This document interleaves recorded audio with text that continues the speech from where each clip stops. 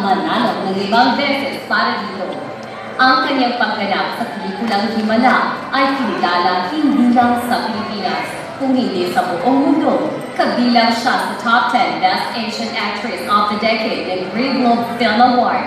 Sa dami ng papuri, nominasyon at awards na napanalunan niya sa buong mundo, wala nang hihigit pa para sa kanya sa pagtanggap at pagmamahal sa kanya ng sambayanang Pilipino. Sa gabing ito, nais igawan ng FAMAS ang natatanging pagkilala sa pambansang alagad ng sining.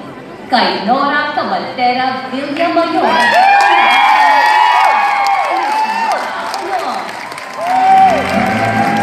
To present the award is FAMAS President Ms. Gracia Conrado, together with AQ Prime Screen bosses, Attorney Alvin Alegre and Attorney Hani Pino. And to hand the bouquet is AQ Prime Contract Star Ms. Yana Fuentes.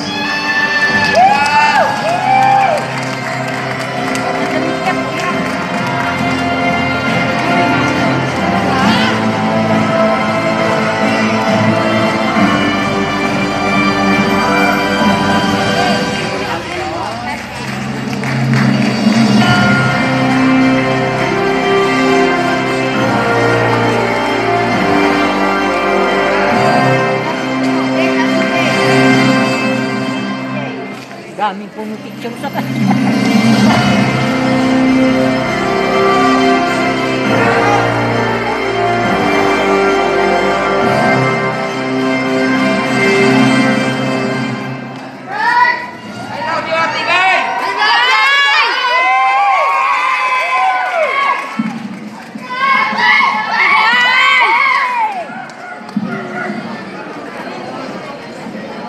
Hindi na natin mabasa.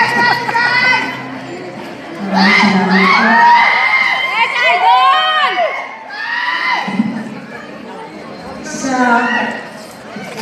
pamunuan ng FAMAS, National Maraming sa Kulaniti, mga opisyal ng gobyerno, mga guro, at kritiko, mga kapwa-artista, at sa ating mga minamahal na pinamamahal kong pagkaranyan.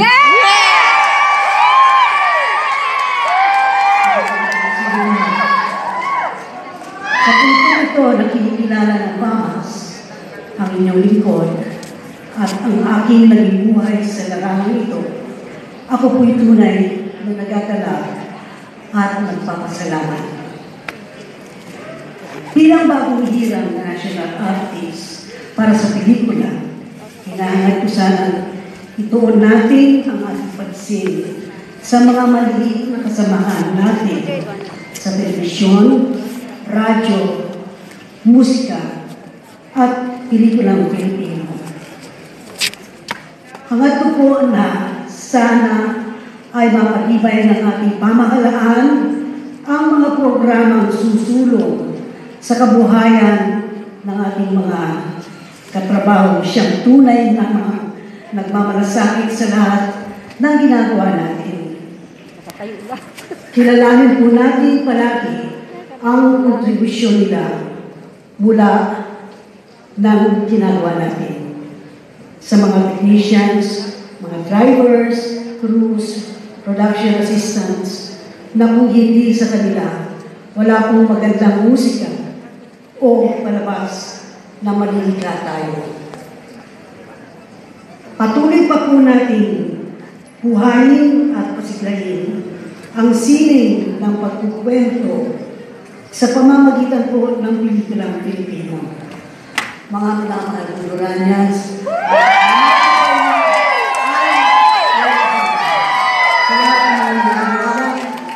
sa mundo ng FAMAS, sa lahat po ng mga minamahal ng mga kaibigan, malalapit sa akin, sa inyong lahat, yung mga hindi ko pinabagay. Alam niyo na po yun, na kayo po ay nasa puso.